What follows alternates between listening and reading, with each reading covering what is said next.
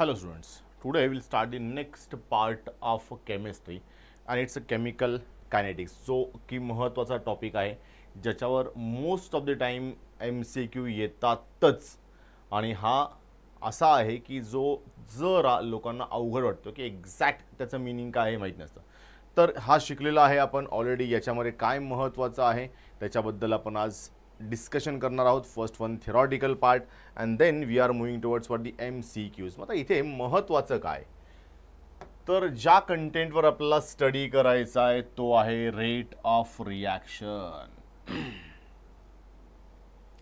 म्हणजेच काय, तर एखाद्या रिॲक्शनमध्ये कॉन्सन्ट्रेशन ऑफ रिॲक्टंट जे चेंज होणार आहे प्रॉडक्टमध्ये त्याला किती वेळ लागतोय आणि किती वेळामध्ये किती कॉन्सन्ट्रेशन बदलते reactant to product. Means what, it's a change in concentration of reactant or product per unit time. Okay, मग आता इथे आपण याचं डिस्क्रिप्शन घेणार आहोत की रेट ऑफ रिॲक्शनमध्ये एक्झॅक्टली काय करायचं आहे. तर पहिल्यांदा रेट ऑफ रिॲक्शन हा सगळीकडे सारखा नसतो. ठीक आहे, म्हणजे प्रत्येक सेकंदाला रेट ऑफ रिॲक्शन हा बदलत राहतो. म्हणजे आपल्याला एक स्पीडमध्ये रेट मिळणार नाही आहे. म्हणून आपण काय करतो, तर या केसमध्ये we find out average rate of reaction. Average कधी काढतो, जर का तो सेम नसेल प्रत्येक इन्स्टंटला. तर म्हणजे आत्ता हा आहे 2 मिनिटांनंतर वेगळा असेल, अजून 2 मिनिटांनंतर वेगळा असेल, अजून 2 मिनिटांनंतर वेगळा असेल. मग मी असं केलं की 10 मिनिटासाठी हा रेट जो आहे ना तो स्टडी केला आणि 10 मिनिटासाठी जो रेट स्टडी केला त्याला मी काय केलं, 10 मिनिटाला कन्वर्ट करून पर मिनिट किती चेंज झाला हे काढला. मग याला काय म्हणतो आपण, ॲव्हरेज रेट. फॉर एक्झाम्पल, जर गाडी चालवत असेल आपण तर गाडी चालवताना प्रत्येक सेकंदाला रेट सेमच असेल असं नाही, कारण तो डिपेंड आहे चालवण्यावरती, तो डिपेंड आहे रस्त्यावर, तो डिपेंड आहे बाकीच्या फॅक्टर्सवर. पण समजा मी असं ठरवलं की 1 तासामध्ये मी एवढं अंतर कापलंय, तर प्रत्येक तासाच्या प्रत्येक मिनिटाला आपण सेमच अंतर कापलं असेल असं आहे का, नाही. मग मी काय केलं, तासामध्ये जेवढं अंतर कापलं त्याला डिवाइड बाय काय केलं, तासामध्ये किती मिनिटे ते केलं. म्हणजे मला काय मिळेल, 1 मिनिटाला आपण किती रनिंग केलं आहे, means what, distance covered. Same इकडे काय करायचं आहे, कॉन्सन्ट्रेशन चेंजवर फोकस करायचा आहे. And we have to find out what the average rate of chemical reaction. So average rate of chemical reaction काढण्यासाठी आपण तेच तंत्र वापरणार आहोत जे 10 मिनिटापूर्वी मी स्पीडमध्ये सांगितलं आहे ते. मग आता हे नॉर्मली कसं दाखवतो आपण, तर दाखवण्यासाठी आपल्याकडे व्हेरियस वेज आहेत, but actually we indicate the change in concentration of species upon time in change or time require for change. म्हणजे त्या चेंजला किती टाइम लागला तो. मग याला जनरली कसं रिप्रेझेंट करणार आहे, delta C upon delta T. So average rate is equal to delta C upon delta T. मग आता समजा माझ्याकडे ही रिॲक्शन आहे, या केसमध्ये reactant A convert into product B. तर इथे काय होईल, कॉन्सन्ट्रेशन ऑफ रिॲक्टंट कमी होत जाईल आणि कॉन्सन्ट्रेशन ऑफ प्रोडक्ट वाढत जाईल. म्हणजेच काय झालं आहे, जर का रिॲक्टंट कॉन्सन्ट्रेशन आत्ताचं पाहिलं आणि 2 मिनिटानंतरचं पाहिलं तर 2 मिनिटानंतर रिॲक्टंट कमी झाले असतील आणि प्रोडक्ट जे आहेत ते वाढले असतील. म्हणजे रिॲक्टंटमधला डिफरन्स जर का काढला मी, तर फायनल रिॲक्टंटची व्हॅल्यू कमी आहे आणि इनिशियलची व्हॅल्यू जास्त आहे. म्हणजे फायनल मायनस इनिशियल गेलं तर आन्सर निगेटिव्ह येतं. म्हणून आपण रेट ऑफ रिॲक्टंट जी आहे त्याचं डेल्टा इंडिकेट करतो minus sign. So it is average rate of consumption of A is equal to negative delta concentration of A upon delta T. मग हा डेल्टा कॉन्सन्ट्रेशन ऑफ ए म्हणजे कोण आहे, final concentration of reactant minus initial concentration of reactant. म्हणजे final minus initial जर का केला आपण तर फायनल मायनस इनिशियलमध्ये आन्सर निगेटिव्ह येणार आहे, म्हणून तो निगेटिव्ह दाखवला आपण. सेकंड वन, जर हेच मी प्रॉडक्टबद्दल बोललो तर मात्र हे पॉझिटिव्ह येणार, कारण प्रॉडक्टची व्हॅल्यू ही टाईमनुसार वाढती आहे आणि वाढती म्हटल्यानंतर मॅक्सिमम मायनस मिनिमम करणार, तेव्हा आन्सर पॉझिटिव्ह येणार. Okay, so average rate of reaction जर का दाखवायचं झाला तर मी यानेही दाखवू शकतो, यानेही दाखवू शकतो. म्हणून आपण इथे दोन्ही घेतलेत बघा. Average rate of reaction is equal to minus delta concentration of A upon delta T and is equal to plus delta concentration of B upon delta T. म्हणजे इथे फक्त डिफरन्स एवढाच आहे, ही निगेटिव्ह साईन आहे, ही पॉझिटिव्ह साईन आहे. When we use reactant at that time we indicate by what, negative sign. आणि जेव्हा मी प्रोडक्ट यूज करणार आहे then we use by what, positive sign. मग आता याचं महत्त्वाचं एक काम ते असं की या ॲव्हरेज रेट ऑफ रिॲक्शनचा युनिट का असेल, तर हा युनिट आहे mole per dm cube per second, or it's also called as molar second inverse, that we indicate by m capital आणि s inverse. So m stand for what? Molar concentration and s stand for what? Second. The next one, समजा या केसमध्ये मला एखाद्या स्पॉटला किंवा एखाद्या पॉइंटला जर रिॲक्शनचा रेट काढायचा आहे की रिॲक्शन चालली आहे, रिॲक्शन प्रोसिडिंग आहे आणि कोणत्या तरी एका इन्स्टंटला मला रेट हवा आहे एकदम छोट्याशा टाइम इंटरवलसाठी, तर मग त्या रेटला काय म्हणतात? That rate is called as what? Instantaneous rate of reaction. Okay, मग हा कसा काढायचा आहे? तर कोणत्या तरी शॉर्ट टाइम ऑफ इंटरवलला जर का आपण रेट काढतोय तर एक छोटासा चेंज करायचा असतो. तो म्हणजे असा की जे 10 मिनिटापूर्वी इक्वेशन पाहिलं होतं त्या इक्वेशनमध्ये इथे आपण डेल्टा यूज केला होता. नाव we use D. D stand for what? Small change. म्हणजे एवढाच फक्त त्या 10 मिनिटापूर्वीच्या इक्वेशनमध्ये याच्यामध्ये फरक आहे. Delta we use for large change and D we use for small change. म्हणजे या रिॲक्शनच्या इक्वेशनला किंवा या इक्वेशनला काय म्हणायचं? Instantaneous rate. म्हणजे कोणत्या तरी एखाद्या पर्टिक्युलर इन्स्टंटचा रेट. ओके, देन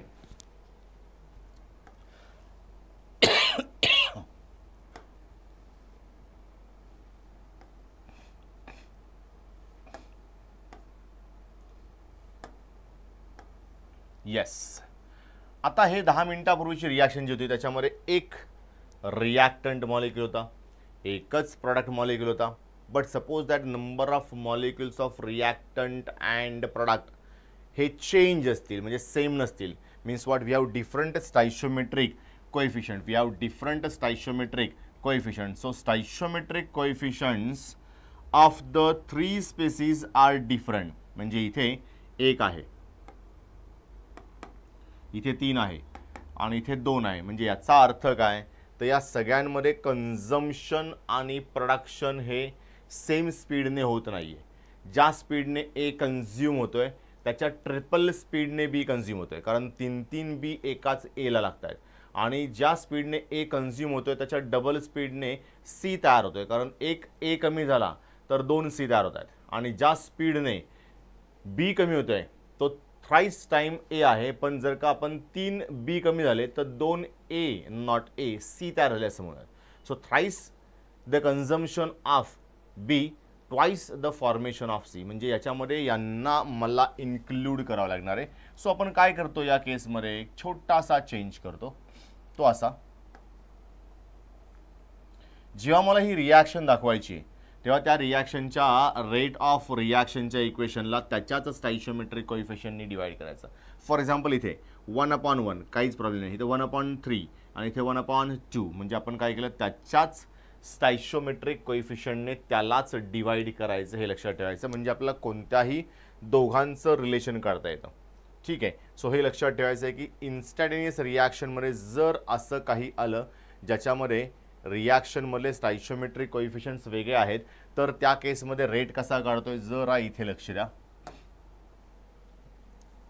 इथे स्मॉल ए, स्मॉल बी, स्मॉल सी, स्मॉल डी हे आहेत सगळे स्टाइशियोमेट्रिक कोएफिशियंट्स. आणि जेव्हा रेट काढतोय आपण तेव्हा या सगळ्यांना त्याच स्टाइशियोमेट्रिक कोएफिशियंटने आपण डिवाइड केले.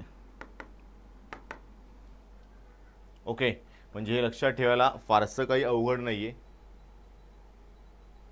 बट याच्यामध्ये त्यांचे स्टाइशियोमेट्रिक कोएफिशियंट त्यांनाच डिवाइड करून आपण रिलेशन डेव्हलप करणार आहोत. सो हा झाला आपला इक्वेशन कसा रिप्रेझेंट करायचा way in case of what? if we have more number of reactant and product molecules present in what the balanced chemical equation, means when we have stoichiometric coefficients. मग याच्यावरचे काही numericals आहेत, त्या न्यूमरिकल्सला कसं solve करायचं हे सगळ्यांना माहिती आहे. माहीत नसेल तर मी जेव्हा सॉल्व करेल MCQs तेव्हा तुम्हाला दाखवेलच की how to use the values and how to substitute it and how to solve it. Don't worry. मग आता नेक्स्ट पार्टकडे आलो. Rate of reaction and reactant concentration. म्हणजे जे आत्ता आपण 10 मिनिटापूर्वी पाहिलं होतं यांच्यामध्ये मला रिलेशन काढायचं आहे. सो रिलेशन काढण्याच्या लॉला आपण म्हणतो rate law. It's called as what, rate law. Imagine that ही आपली रिॲक्शन आहे, AABB फॉर्म CC आणि DD. आता एक महत्त्वाची गोष्ट, जर एखाद्या रिॲक्शनची रेटची कॉन्सेप्ट जर पाहायची असेल तर इनिशियली आपण सांगितलं की rate of reaction is directly proportional to the concentration of reactant raise to its stoichiometric coefficients. Okay, म्हणजे आता रिॲक्टंट कोण आहेत, रिॲक्टंट आहेत A आणि B. सो इथे आपण काय लिहिलंय, rate of reaction is directly proportional to the concentration of X, not X, A raise to X and B raise to Y.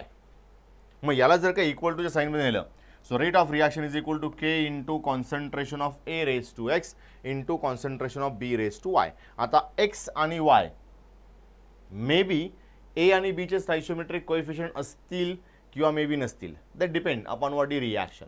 So right now we just assume that की आहेत. Okay, आणि K जो आहे, K known as proportionality constant, यालाच थोड्या वेळाने आपण rate constant असं म्हणतो.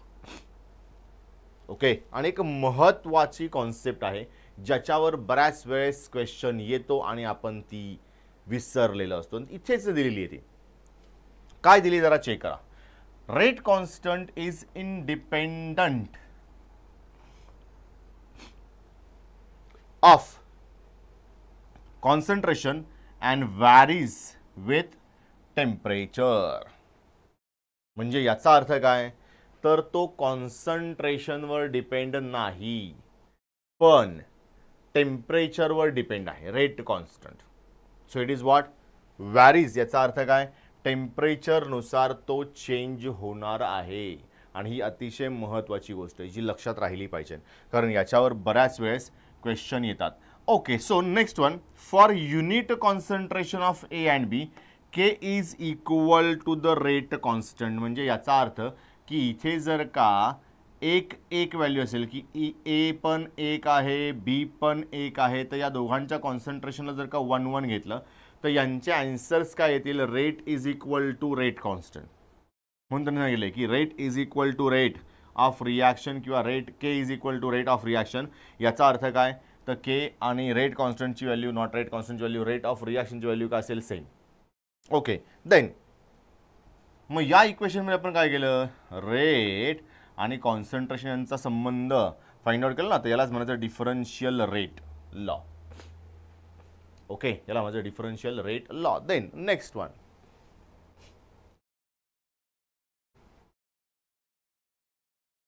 आता इथे सगळे व्हेरिएशन दिलेत की A एवढा असेल, X एवढा असेल, B Y एवढा असेल, तर नेमकं काय होतं, याच्यावरून आपण रिॲक्शन्स फॉर्मॅट त्यानंतर त्याचे न्यूमरिकल सॉल्व करतो. मग रेट लॉ कसा लिहायचा आहे आणि या 3 कंडिशन ज्या आहेत त्या 3 कंडिशनवर आपल्याला जायचं होतं. पहिली कंडिशन जी आहे ती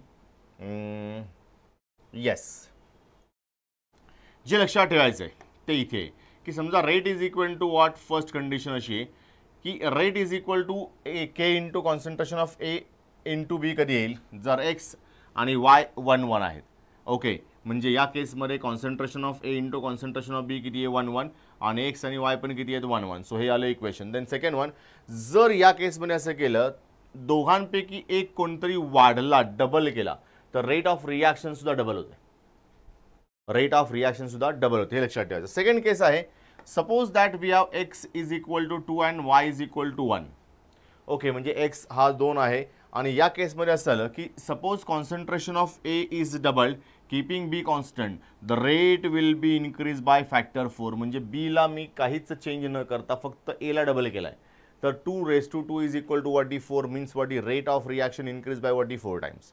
मग जर का rate of reaction increase by 4 times असेल तर दुसऱ्याला पण मी वाढवला, म्हणजे B ला सुद्धा जर का मी वाढवला तर रेट ऑफ रिॲक्शन कितीने वाढेल, डबलने वाढेल. ओके, म्हणजे 8 टाइम होईल. आणि नेक्स्ट वन दिला, if X is equal to 0 rate is independent of the concentration of A. And last one, if X is less than 0 तर मग rate decreases as increase in concentration. पण हे कधी, जर का X ची व्हॅल्यू लेस than 0 असेल तर, तोपर्यंत नाही. मग हे 4ही इक्वेशन्स महत्त्वाचे आहेत ज्याच्यावर most of the time questions येतात आणि आपल्याला ते सॉल्व्ह करता येत नाही, कारण हा पार्ट असा आहे की याच्यावर इक्वेशन्स येतातच येतात. Okay, then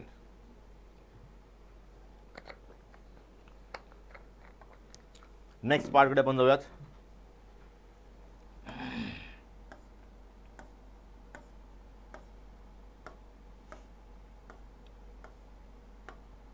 order of reaction.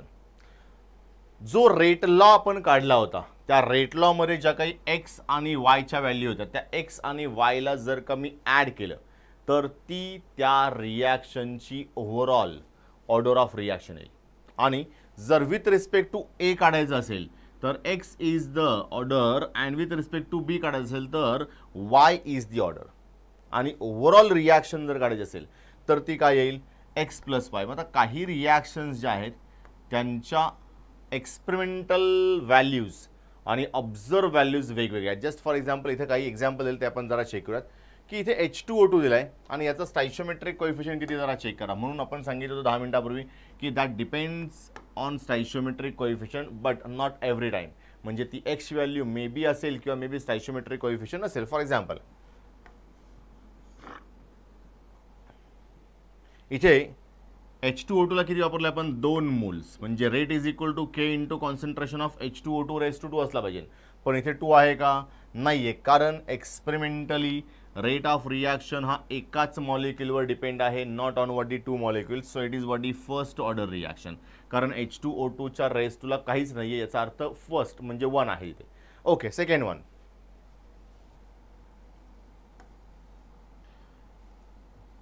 दुसरी रिॲक्शन आहे इथे H2 आणि I2. इथे 1 आहे आणि इथेही 1 आहे, तो दिसत नाहीये पण आहे.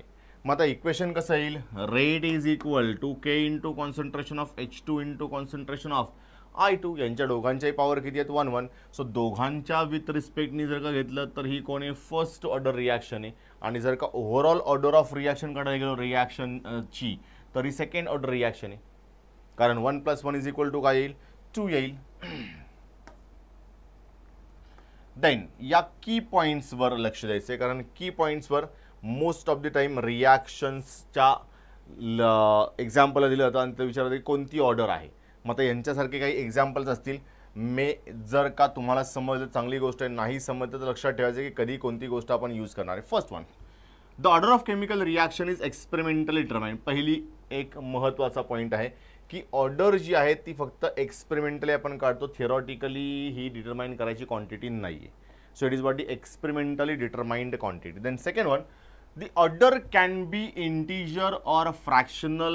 Look at the time of reaction. म्हणजे काय असेल, रिॲक्शनमध्ये मे बी ती फुल इंटीजरमध्ये असेल किंवा ती मे बी फ्रॅक्शनमध्ये असेल, 1.5 1.6 1.8 अशी सुद्धा असू शकते. मग इथे दिले त्यांनी या एकमेव रिॲक्शनला जर का चेक केलं, आपल्याकडे एकच एक्झाम्पल दिलं तर इथे ऑर्डर दिली 3/2.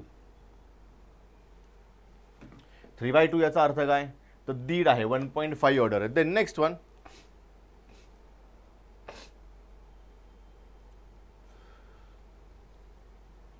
The order of reaction can be 0. म्हणजे आता जर का विचार केला इकडे तर याच्यावर रेट रिॲक्शनचा डिपेंड आहे पण या CO वर डिपेंड नाही आहे. सो इथे देताना काय सांगितलं जरा चेक करा, rate is equal to concentration of or K into concentration of NO2 raise to 2.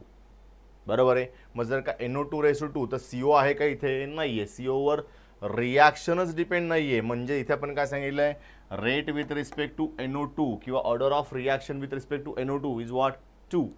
But जर मी विथ रिस्पेक्ट टू CO घेतला तर किती आहे, 0 आहे. Means it is independent on the concentration of a CO. COच्या कॉन्सन्ट्रेशनवर हे डिपेंड नाही. So it's called as what, independent on the concentration of reactant. Then next one, last one, only few reactions are of third order and reactions with the higher than third order are scanty. Means rarely आपल्याला मिळतील. म्हणजे आपल्याला काम कशावर करायचं आहे, first order, second order, 0 order यांच्यावर. आणि रिॲक्शन विथ फ्रॅक्शन यापेक्षा थर्ड ऑर्डरच्या रिॲक्शन रेअरली सापडतात आणि त्याच्यापेक्षा पुढच्या ऑर्डरच्या रिॲक्शन्स ॲक्च्युली सापडणारच नाहीत. कारण प्रत्येक रिॲक्शन ही स्टेपमध्ये तुटलेली असते, ती अखंड कधीच रिॲक्शन नसते. Then next one, molecularity of the element. आता what is mean by molecularity, तर मॉलिक्युलॅरिटी म्हणजे काय, त्यासाठी मला एखाद्या एलिमेंटरी रिॲक्शनवर फोकस करावं लागेल. आता एलिमेंटरी रिॲक्शन मीन्स व्हॉट? अशी रिॲक्शन जिला पुन्हा ब्रेकडाऊन करता येत नाही सिम्पलर स्टेपमध्ये. ओके, सो जी रिॲक्शन आणखी सिंपल फॉर्मॅटमध्ये येऊ शकत नाही, that reaction is non as what? Elementary reaction. आणि एलिमेंटरी रिॲक्शनमध्ये जेवढे मॉलिक्युल्स इन्व्हॉल्व आहेत तेवढ्या मॉलिक्युल्सच्या नंबरला म्हणायचं मॉलिक्युलॅरिटी. म्हणजे एक्झाम्पलसाठी एक मॉलिक्युल आहे, एकच मॉलिक्युल आहे, म्हणून याला म्हणायचं unimolecular reaction. Uni stand for what? One. मग ही अशी रिॲक्शन आहे जी सिंगल स्टेपमध्ये होते and cannot be broken down into further simpler reaction. It's called as what? The elementary reaction. Now elementary रिॲक्शनमध्ये मॉलिक्युलॅरिटी आत्ता सांगितली. For example unimolecular reactions. Clear? मग आता इथे दोन लोकांना रिॲक्ट केलं असेल तर ही का असेल? Bimolecular reaction. ज्या वरच्या दोन दाखवल्या त्या मोनोमॉलिक्युलर होत्या. Mono means what? One molecule. Is called as what? Unimolecular. इथे दोन दोन मॉलिक्युल आहेत. इथे O3 पण आहे आणि O पण आहे. इथे दोन NO2चेच मॉलिक्युल आहेत. सो या दोन्ही रिॲक्शन कोण आहेत? बायमॉलिक्युलर रिॲक्शन. ज्यांच्यामध्ये दोन मॉलिक्युल यूज होणार आहेत त्यांना म्हणायचं बायमॉलिक्युलर रिॲक्शन. ज्यांच्यामध्ये एकच मॉलिक्युल यूज होणार आहे त्यांना म्हणायचं युनिमॉलिक्युलर रिॲक्शन. सो ही झाली आपली युनिमॉलिक्युलर अँड बायमॉलिक्युलरची एक्झाम्पल्स. परत then order of reaction and molecularity यांच्या दोघांमधला डिफरन्स माहिती असल्यामुळे तो डिफरन्स इथे दिलेला आहे. सो फर्स्ट वन, ही experimentally determined quantity order of reaction. But ही जी काय आहे मॉलिक्युलॅरिटी ही थिअरॉटिकल डिपेंडंट किंवा डिटरमाइंड क्वांटिटी आहे. म्हणजे हे दोन पॉईंट वेगवेगळे आहेत. देन ऑर्डर म्हणजे कोण? It's a sum of powers of the concentrations term in the reaction. या दोघांना काय म्हणतो आपण? ऑर्डर. आणि इथे number of reactant molecules taking part in elementary reactions called as what? Molecularity. जेवढे मॉलिक्युल्स आहेत त्यांना म्हणायचं. Third one, it may be an integer, fraction और झिरो. कोणीही असू शकते, पण या केसमध्ये ही फक्त काय असेल? इंटिजर. ना ती झिरो आहे ना ती फ्रॅक्शनल आहे. म्हणजेच काय असेल? ती इंटिजर असेल. म्हणजे कोणती तरी एक फिक्स व्हॅल्यू असेल त्याची. देन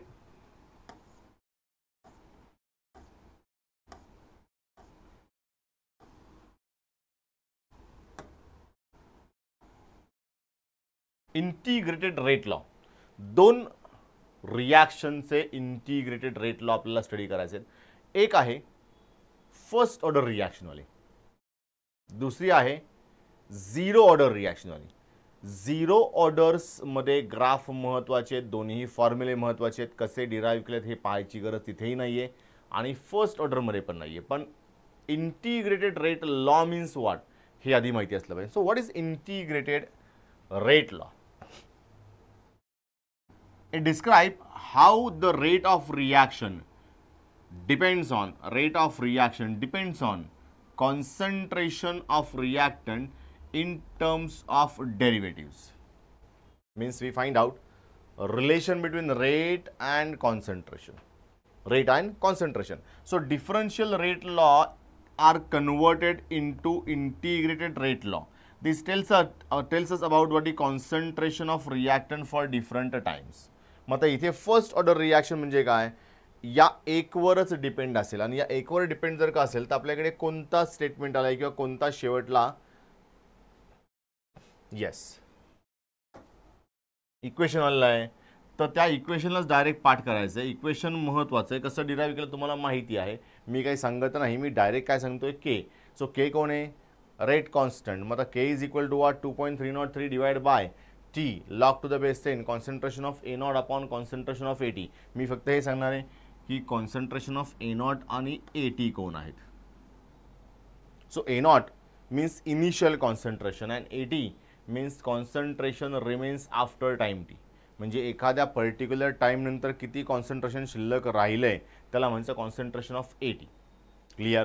देन नेक्स्ट वन, याच इक्वेशनचे मॉडिफाईड फॉर्म आहेत ज्यांना आपण यूज करणारे टू डिफाईन किंवा टू रिप्रेझेंट ग्राफ्स, त्याच्या अगोदर या रिॲक्शनला थोडंसं मॉडिफाईड केलं आहे तेही दाखवून देऊयात. समजा इनिशियल कॉन्सन्ट्रेशन जे आहे A0 हे आहे आपलं A, आणि concentration at a time T या A मधून काहीतरी अमाऊंट कमी झाली आहे. That less amount or the amount which decreases that we indicate by what the X. म्हणजे आता उरली किती असेल आपल्याकडे अमाऊंट कॉन्सन्ट्रेशन ऑफ रिॲक्टंटची, तर A मधून एक्स कमी झालेत. सो A मायनस एक्स म्हणजे हा झाला A minus x concentration of reactant remains after time T. मग आता याला जर मी सबस्टिट्यूट केलं तर फक्त चेंज काय झालं जरा चेक करा. इथे A0 होता आणि डिवाइड बाय AT होता. त्या केसमध्ये आता कोण आलं A upon A minus x. Means what, concentration जे इनिशियलचं होतं divide by concentration remains after time T. So हे आलं आपलं फायनल आन्सर. आणि याच्यानंतर units of rate constant for first order reaction. आता हे एक आणखी महत्त्वाचं काम आहे जे बऱ्याच वेळेस येतं आणि तुम्हाला रेट ऑफ रिॲक्शनच्या युनिटवरनं तुम्हाला ओळखायचं असतं की कोणती रिॲक्शन आहे, ही फर्स्ट ऑर्डर आहे, ही सेकंड ऑर्डर आहे, काही थर्ड ऑर्डर आहे. मग रिॲक्शनचं जर तुम्हाला युनिट येत नसेल तर एक सिम्पल तुम्हाला इकडे एक छोटासा अरेंजमेंट सांगतो की काय करायचं. याचं concentration most of the time काय होतं, कॅन्सल होतं. ओके, हे दोन्ही कॅन्सल झाले तर इथे राहिलं फक्त कोण, टी. बरोबर आहे. आणि तो टी पण कुठे आहे, डिनॉमिनेटरला आहे. म्हणजे केचं युनिट काय आलं पाहिजे, टाईम इनवर्स. मग टाईम इनवर्स ज्या ज्या ठिकाणी दिसेल तो लक्षात ठेवायचा. तो मे बी असेल सेकंड इनवर्समध्ये, तो मे बी असेल मिनिट इनवर्समध्ये, तो मे बी असेल आर इनवर्समध्ये. सो हे सगळे जे आहेत त्यांना आपण कन्सिडर करतो ॲज अ टाईम. तो if our answer express in time inverse that means it is first order reaction.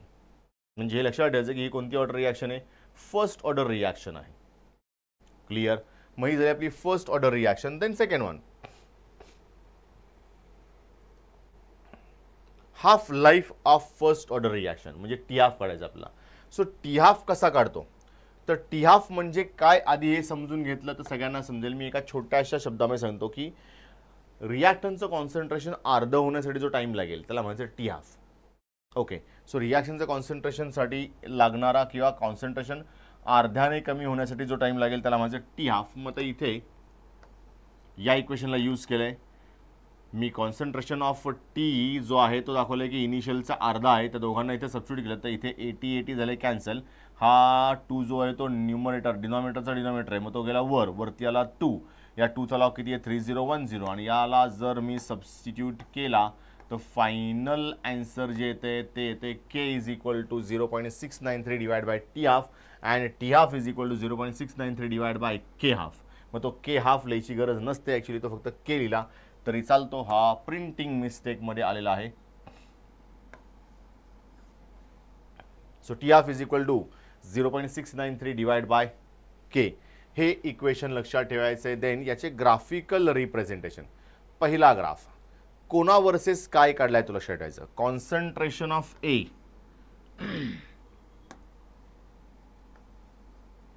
Versus time. तर इनिशियल कॉन्सन्ट्रेशन हे ग्रॅज्युअली कमी होत जातं जसा टाइम वाढणार तसं. म्हणजे इथे कसा आला ग्राफ, हा कर्व आला. सो तो ग्राफ जो आहे त्या ग्राफचं नेचर लक्षात ठेवायचं आपल्याला की if we have concentration of A versus time then we obtain its what, curve graph. म्हणजे कर्व ग्राफ येणार आहे या केसमध्ये. देन सेकंड वन मध्ये आलो आपण.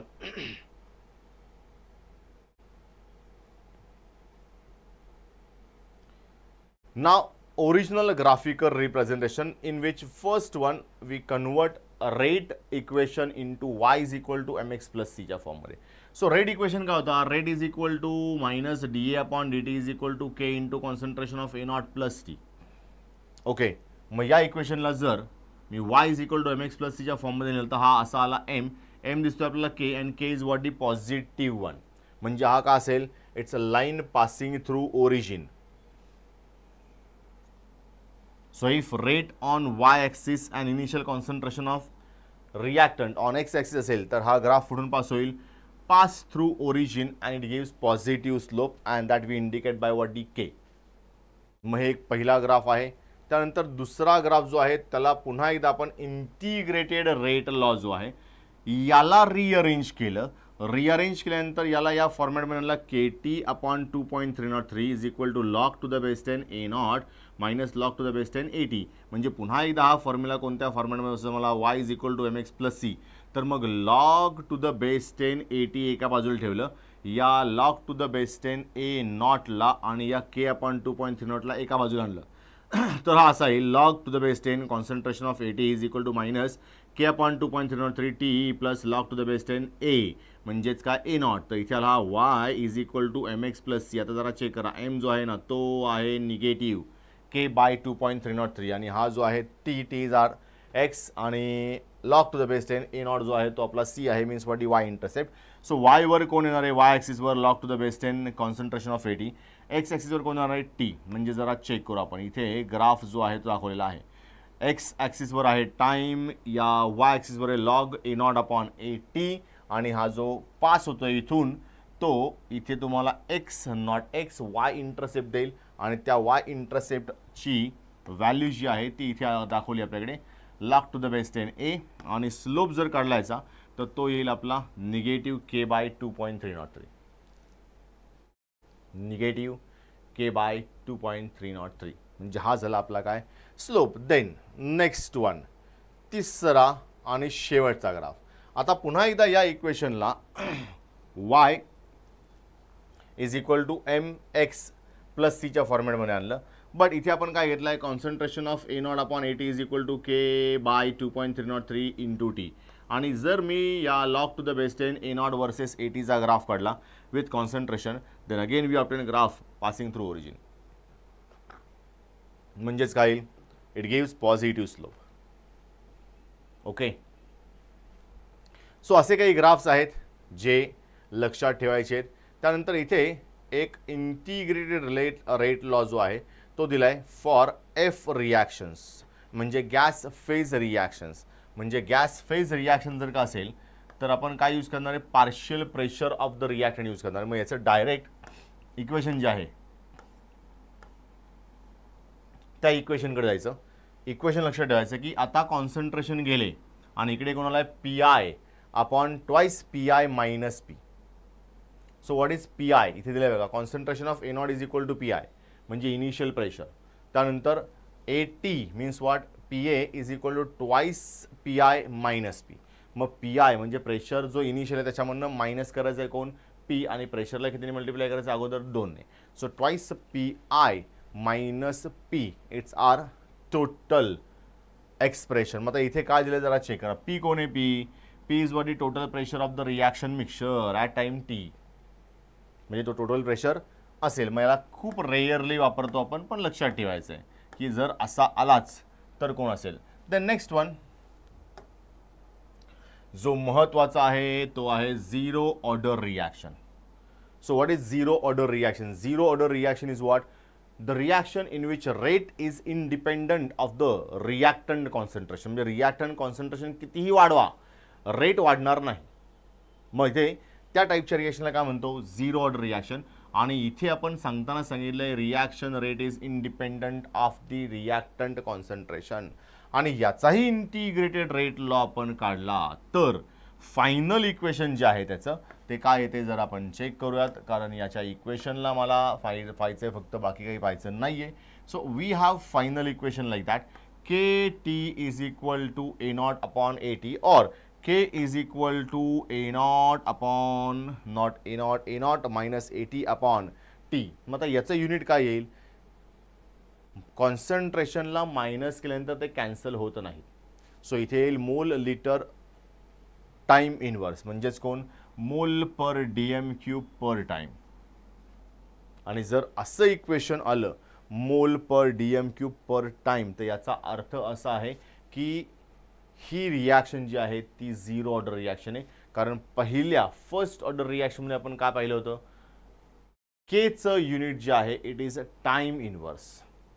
ओके, म्हणजे आता इथे दोघांचे युनिट्स पुन्हा एकदा कम्पेअर करणं गरजेचं आहे. ते कम्पेअर करायचे असतील तर आपण करू शकतो. बिफोर दॅट इथे आपण T½ for zero order reaction पण काढलाय. So what is a T½ it's really very simple. की after some time concentration of reactant is half of its original quantity. मग त्या टाईमला म्हणतो आपण टी हाफ. मग इथे जर का आपण ते सबस्टिट्यूट केलं की K is equal to what T half घेतला तर कॉन्सन्ट्रेशन ऑफ ए टी किती उरला असेल ए नॉट अपॉन 2 म्हणजे इनिशियलच्या अर्ध. सो ए नॉट मायनस होतील, हा 2 खाली आला तर ट्वाइस के टी और ट्वाइस टी हाफ येईल. या टी हाफला इकडे शिफ्ट केलं तर हे इक्वेशन आलं final concentration of A not divide by twice K is equal to T half for zero order reaction. मग हे झालं झिरो ऑर्डर रिॲक्शनसाठी. देन आपल्याकडे अजूनही काही वेगवेगळे ग्राफिकल रिप्रेझेंटेशन्स आहेत झिरो ऑर्डरसाठी. याच्यामधला पहिला जर का त्या इक्वेशनला मी रिअरेंज केलं concentration of A T is equal to minus K T plus concentration of A naught ठेवला then that equation we can represent like that y is equal to M X plus C. म्हणजे आत्ता कोणी इथे वायवर X ॲक्सिसवर वायवर आहे concentration of A T, X ॲक्सिसवर आहे टी आणि इथे स्लोप काय दिला आहे निगेटिव्ह. जेव्हा जेव्हा निगेटिव्ह स्लोप तेव्हा तेव्हा लाईन ही ओरिजिनमधून जाणार आहे का तर नाही. मग जरा इथे चेक करा. हा टाईम दिला आहे, ही दिली आपली कॉन्सन्ट्रेशन ऑफ ए टीची लेवल आणि जसा टाईम पुढे चालला आहे कॉन्सन्ट्रेशन ऑफ ए टी कमी कमी होत चाललं आहे. ओके, म्हणजे याचा काय अर्थ कॉन्सन्ट्रेशन ऑफ ए टी कमी कमी होत चाललं आहे म्हणजेच काय कॉन्सन्ट्रेशन ऑफ रिॲक्टंट कमी कमी होत चाललं आहे. टी कोण आहे टी आहे ज्या वेळेचं कॉन्सन्ट्रेशन मोजतो आहोत आपण तो time. So it is what concentration of reactant decreases after time T. मग याचा ग्राफ कसा येणार आहे तर असा येणार आहे आणि याचा स्लोप कसा असेल निगेटिव्ह स्लोप असेल. देन नेक्स्ट वन इथे काही इक्वेशन्स दिले आहेत त्या इक्वेशनमध्ये महत्त्वाचे इक्वेशन जे आहेत त्याच्याबद्दलच बोलूयात, बाकीचे काही बोलायची गरज नाही आहे. First one pseudo first order reaction. So what is mean by pseudo first order reaction. Actually ही reaction expected to follow higher order okay but follows first order kinetics. मग या कधी रिॲक्शन येणार आहेत. सो एक क्ल्यू सांगतोय तो लक्षात ठेवा. जेव्हा रिॲक्टंटमध्ये हा वर्ड येईल किंवा रिॲक्शनमध्ये हा वर्ड येईल ज्याला म्हणतो आपण हायड्रोलिसिस तेव्हा H2O प्रमाण आपण रिॲक्शनमध्ये खूप जास्त घेतलंय. म्हणजे as compared to reactant we have much more concentration of what DH2O. म्हणजे एखादा खूपच जास्त प्रमाणामध्ये असेल तर जो जास्त प्रमाणामध्ये आहे रेट त्याच्यावर कधीच डिपेंडंट नसतो. आणि म्हणून आपल्याला वाटताना असं वाटलं की अरे एवढे मॉलिक्युल वापरले आपण म्हणजे हा का असला पाहिजे. It is actually what higher order reaction but it follows first order reaction mechanism because या H2O वर रेटच डिपेंड नाही आहे कारण त्याचे खूप सारे मॉलिक्युल्स आहेत. मॉलिक्युल्स एवढे जास्त आहेत की त्याने रेट ऑफ रिॲक्शनला काहीही फरक पडणार नाही. आणि त्या केसमध्ये रेट ऑफ रिॲक्शन फक्त या CH3COOCH3 वरच डिपेंड असेल. ओके, म्हणजे आता या केसमध्ये मी H2Oला घेतला ॲज अ कॉन्स्टंट आणि या इथे K डॅश लिहिला आहे. So rate is independent on the concentration of H2O and only depend upon concentration of CH3COOH. म्हणजे आता इथून पुढे लक्षात ठेवण्यासारखी गोष्ट काय आहे जेव्हा जेव्हा रिॲक्शनमध्ये हायड्रोलिसिस हा वर्ड येईल तेव्हा तेव्हा लक्षात ठेवायचं की ती रिॲक्शन जी आहे ती reaction mostly first order kinetics follow करणार आहे. किंवा जर दोन रिॲक्टंट आहेत आणि त्यापैकी एक रिॲक्टंटचं कॉन्सन्ट्रेशन एक्सेसमध्ये तर ती रिॲक्शन फॉलो करेन first order reaction mechanism. Expected order आहे higher but it follows first order reaction mechanism. आणि इथे त्यांनी असंही सांगितलंय की the reaction was expected to follow what the second order kinetics however obeys the first order. अशा reactions आहेत मग त्यांनाही काय म्हणायचं pseudo first order reaction. Then next one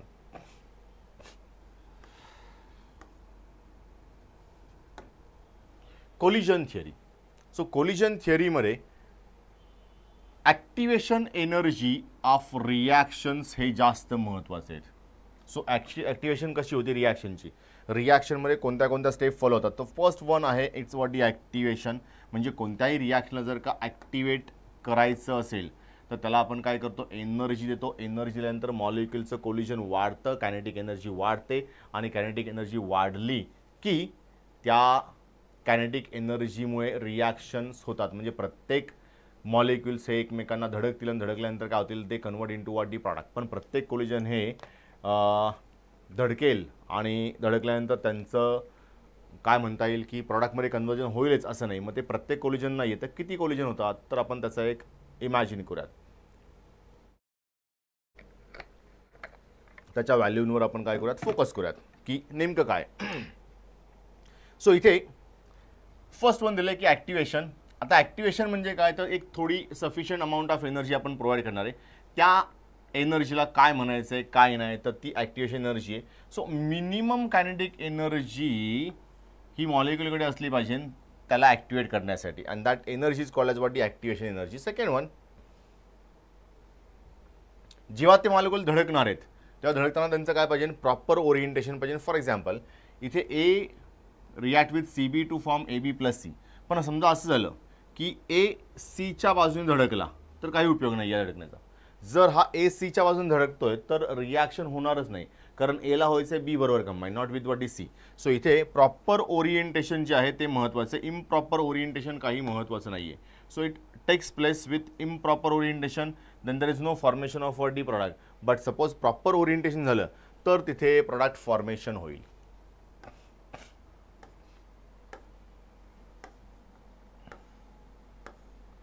आणि याच्यामधला शेवटचा पॉईंट म्हणजे कोण, पोटॅन्शियल एनर्जी बॅरियर, ज्याच्यामध्ये आपण सांगितलं की पोटॅन्शियल एनर्जीचा एक बॅरियर असतो जो क्रॉस केल्याशिवाय रिॲक्टंट मॉलिक्युल प्रोडक्टमध्ये जाऊ शकत नाही. म्हणजे एखादा मॉलिक्युल जो आहे तो इथे या बॅरियरला क्रॉस करून पुढे जाईल, त्याच्या अलीकडे जर का त्याच्याकडे ॲक्टिवेशन एनर्जी असेल, म्हणजे या लेवलपेक्षा कमी एनर्जी जर का असेल तर तो प्रोडक्टमध्ये जाऊ शकत नाही, तो पुन्हा कुठे येईल, खाली येईल. मग त्याला एक आपल्याकडे व्हॅल्यू सांगितली, the fraction of molecule those possess energy greater than e raised to A upon RT. तर त्या एनर्जी असणाऱ्या मॉलिक्युल्सलाच पलीकडे जाता येईल. यापेक्षा कमी एनर्जी जर का असेल तर ते मॉलिक्युल पुन्हा रिॲक्टंटमध्ये येतील. So they must possess greater energy than EA, तर ती रिॲक्शन पूर्ण होऊ शकते, नाही तर होऊ शकत नाही. So it's called as what the energy barrier. Okay, आणि नेक्स्ट वन पार्ट जो आहे तो आहे graphical representation for what the to temperature reactions. So temperature dependent रिॲक्शनमध्ये आपण काय पाहणार आहोत की अरेनियसचे इक्वेशन. त्या अरेनियसच्या इक्वेशनमध्ये काय सांगितलं त्यांनी, he suggested that rate of reaction varies with temperature. ठीक आहे, rate of reaction varies with temperature. मग तो कसा वॅरी होतोय, तर K is equal to E raise to EA upon RT, आणि त्याला मल्टिप्लाय करायचं कोणाने, A ने. तो A कोण आहेत, ते कोण आहेत हे आपल्याला माहिती असलं पाहिजे. So first one, K is rate constant, EA is activation energy, R is gas constant, temperature म्हणजे T, आणि A जो आहे it's what the pre exponential factor called as what, Arrhenius equation. मग या सगळ्याला काय म्हणतो आपण, अरेनियस इक्वेशन. तर next one, pre exponential factor जो आहे A, याचं युनिट सेम असेल जे फर्स्ट ऑर्डर ऑफ रिॲक्शनचं युनिट आहे. Means what, time inverse. Time inverse. Okay, मग दोघांचं युनिट सेम आहे. द नेक्स्ट वन,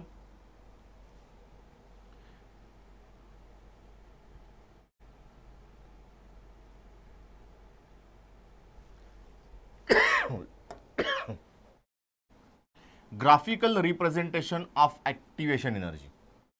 म्हणजे जर का मी ॲक्टिवेशन एनर्जीचं ग्राफिकल रिप्रेझेंट करायला गेलो तर पुन्हा एकदा या इक्वेशनला y is equal to mx+c च्या फॉर्मॅटमध्ये आणल्यानंतर आपल्याकडे जो फायनली ग्राफ येतो त्याच्यामध्ये जरा चेक करा, एक्स ॲक्सिसवर कोण घेतो आपण, वाय ॲक्सिसवर कोण घेतो. तर वायवर आहे log to the base 10k आणि एक्सवर आहे 1/t. याची लाईन जी आहे it's pass through the axis, आणि हा जो आहे तो देईल तुम्हाला निगेटिव्ह स्लोप. निगेटिव्ह स्लोपची व्हॅल्यू वर आपण ऑलरेडी पाहिलेली आहे. निगेटिव्ह E/2.303 R हा झाला आपला कोण, तर M म्हणजे कोण, स्लोप. देन टेम्परेचर, दोन वेगवेगळ्या टेम्परेचरचं इक्वेशन.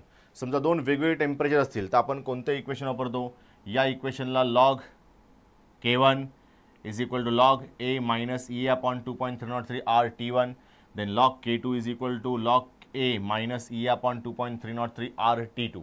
हे दोन इक्वेशन्स आहेत. या दोन इक्वेशनला सबट्रॅक्ट केलं, log K2 minus K1 केलं तर हे E/2.303 1/T2 प्लस E1/T1 येईल. आणि मग यांचं रिप्रेझेंटेशन फायनली आफ्टर रिअरेंजमेंट केलं तर हा आला आपल्याकडे फायनल log K2/K1 आणि याचा आन्सर आलाय E/2.303 T2 minus T1/T1 into T2. So it's called as what?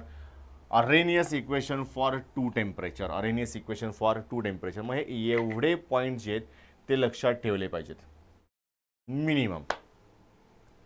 तर एवढ्या पॉईंटला लक्षात ठेवल्यानंतर त्याच्यावरचे MCQ जे आहेत ते आपल्याला आरामशीर सॉल्व्ह करता येतील. आणि या सर्व पॉईंट्सला पुन्हा एकदा रिपीट करून तुम्ही याच्यावर MCQला सॉल्व्ह करू शकता. अतिशय सुंदर असा टॉपिक होता. कॅटलिस्टचा इफेक्ट जो आहे तो काही फारसा उपयोगाचा नसतो, कारण त्याचा इफेक्ट विशेष असा काही होत नाही. इथे इन प्रेझेन्स ऑफ कॅटलिस्ट फक्त का झालेलं आहे, मॉलिक्युलचा नंबर जो आहे प्रॉडक्ट फॉर्मेशनमध्ये तो वाढतो. म्हणजे कॅटलिस्टचं काम काय असतं ते सांगितलं indirectly. Catalyst increase the rate of reaction. So हे आपल्या सगळ्यांना माहिती आहे आणि त्याच्यावर काही फारसा विचार करायची गरज नाही. तर जेवढे आज पॉईंट्स सांगितलेत महत्त्वाचे, एवढे पॉईंट्स ॲटलिस्ट आपल्याला माहीत असले पाहिजे जर मला केमिकल कायनेटिक्समधले MCQ सॉल्व्ह करायचे आहेत तर. ओके, सो आज इथे आपण थांबूयात. बाकीचं जे आहे ते नेक्स्ट लेक्चरला कंडक्ट करूयात. याच्यावरचे MCQ जे आहेत ते नेक्स्ट लेक्चरला आपण कंडक्ट करूयात. Okay, so till then good bye. ठीक आहे, मी थांबवतोय, रिॲक्शन बंद स्टॉप करतो आहे लेक्चर. ओके.